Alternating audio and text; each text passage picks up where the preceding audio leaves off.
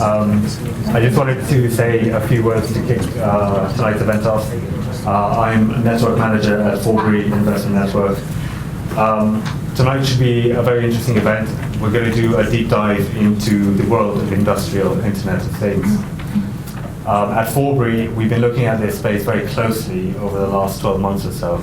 And as I'm sure many of you are aware, it's a space that's evolving very quickly. IoT applications span across all parts of the economy, from transport and logistics to maritime, agriculture, and residential and commercial buildings.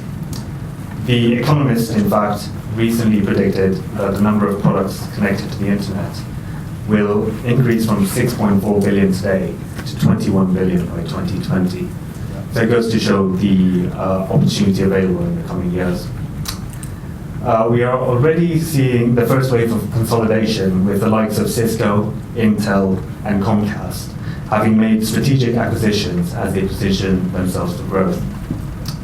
And this isn't to mention SoftBank's acquisition of Arm Holdings here in the UK just this past summer. We're being joined by a fantastic group of experts tonight who will explore the intricacies of these markets and where the opportunities are likely to lie for investors in the medium to long term. I'd like to also take this opportunity to thank Metro Bank for hosting us tonight, in particular Gonzalo Vicente, Martin Atkinson, and Ian Walters for kindly hosting.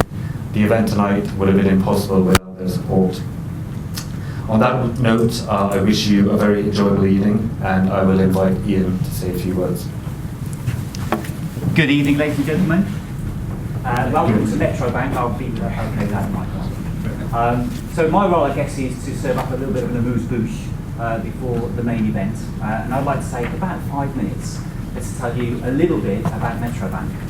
Now, some of you will know something of Metro Bank. In fact, I believe one person in the audience arrived a little bit early and went downstairs to open an account. I hope that was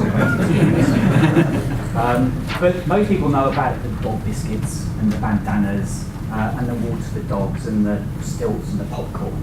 But just a little bit of context. Metro Bank entered the FTSE 250 earlier this year and currently has a market cap of just over 2 billion. So what I'd like to do, and the best way to bring this to life, I think, is to share with you some of the slides that we used earlier this year with the investment analysts. And hopefully it will serve as a useful case study in terms of growth, innovation, really focusing on what customers want and bringing together modern and more traditional channels. So let's just start with a quick review of the chronology. So Metro Bank is, we like to think, the revolution in British banking. It was the first new high street bank in over 100 years. Quite incredible. Founded by a chap called Vernon Hill. Now Vernon had huge success in the States. He started with a single branch. Many years later, he sold Commerce Bank to TD Bank for over 8 billion. So it was a model that had massive success.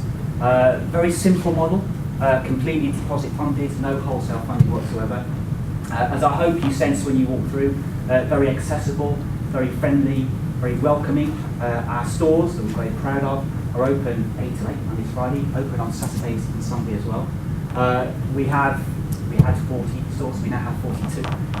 We'll have another 6 by the end of the year, 60 by the end of next year, building to probably around about 110 by 2020. And we're a complete retail and commercial bank, so we look after personal customers, private customers, business customers, and commercial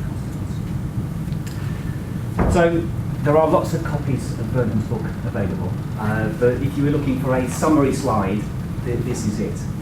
So you all know, because you probably have a bank account, that the reputation of UK banks, it doesn't rank up there in terms of the standards of service. You know, you don't often read customers saying, "I love my bank." Well, we set out to create something very different. And as Vernon said, the last thing the UK needed was another Me Too bank.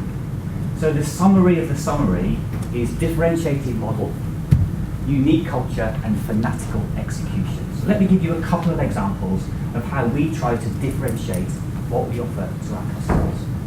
Some of you may have experienced a service called Safe Custody from the traditional UK high street banks. This is where if you've got valuables, you can store them in the safe. Very clunky, very patchy, very inconsistent, a nightmare for customers, and dare I say, a nightmare the staff in branch used to administer, because it wasn't purpose-built. And you'd find your envelopes on a shelf next to all sorts of other bits and pieces. And actually that service has now progressively been withdrawn by UK banks.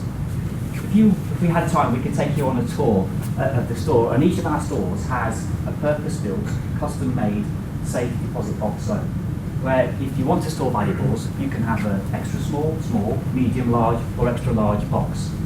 You have a key, we have a key, we keep your valuables next to our money. It's a really good service, and here's the interesting point. Most of our stores, the rental income from safe deposit boxes covers the rent. So not only does it meet an unmet customer need, it's also a really smart business move. Another example is private banking.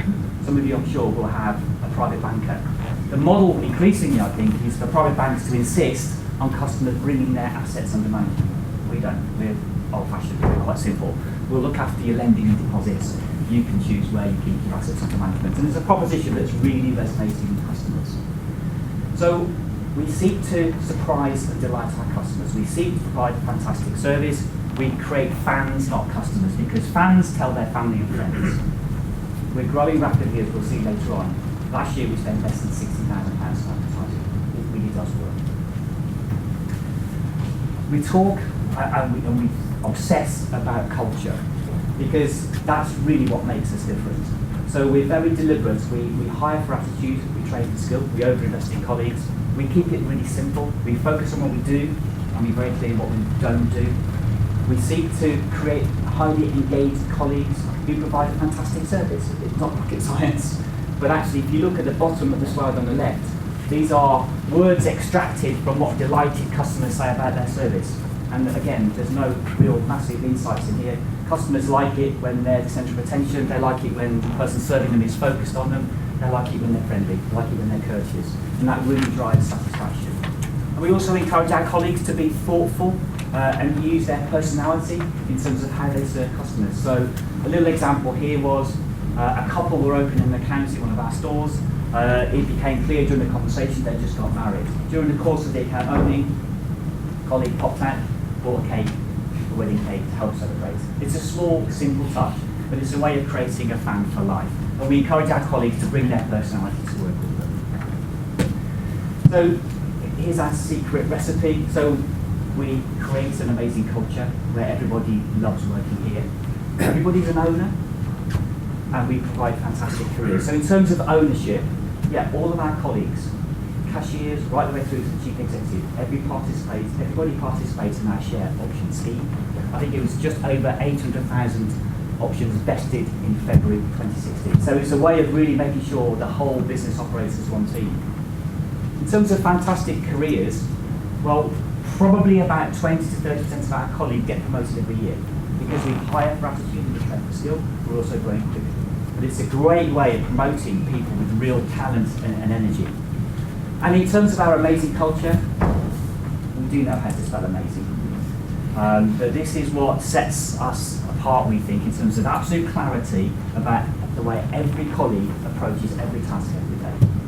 So whether it's attending to every detail or making every run right, that's the glue that binds the business together. When we presented this material to the investment analysts, Danny Harmer, who's our chief people officer, actually delivered the presentation. And Danny is fantastic and really understands culture. And she did walk around the audience and start to ask people, so what are the values in your organisation? And how many are there? And can you remember them? And you can just imagine the investment analysts, because they're quite logical and analytical, were kind of shuffling quite uncomfortably in their seats. But if you were to ask anybody in Metro, they will be able to tell you what amazing stands for. And the amaze is what we started with, and then when Danny arrived, she correctly pointed out we didn't have any leadership behaviours, so we added the I energy. So that's what makes our amazing behaviours. So this is our proposition on a single slide. So we're really proud of our stores. They're open early, they're open late, they're very accessible. If you wanted to open an account, you can walk out, you can walk in, and if you've got the right documentation, you can walk out with your account up and running, typically within 20-25 minutes. Signed up for mobile banking, signed up with your ATM card, all the bits and pieces in your possession. It's a really nice proposition. We don't have sales targets.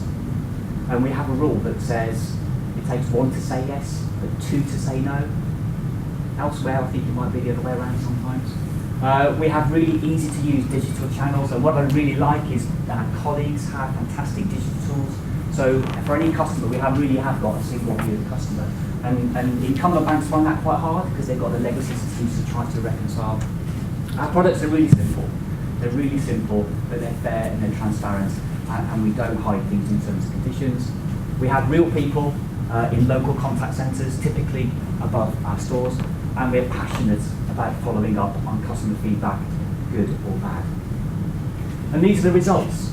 So as you can see, the rate of acquisition of new customers joining the revolution continues to increase, and pleasingly, the advocacy scores are also improving. So we started by providing a great service, and it's getting better as we learn more and we take account of the feedback. The top right is an extract from the Fair Finance published research. We score very well compared to all the other banks in terms of fairness and transparency and trust, and that's quite important in a banking relationship. But we realise that consumer expectations are not set by their bank experience. So we try and compare ourselves with some of the great operators that you recognise that are on our high street. So that was a very rapid run through of Metro Bank. I hope it was useful, I hope it was interesting, and it may or may not serve as a useful background for the discussion that I'm really looking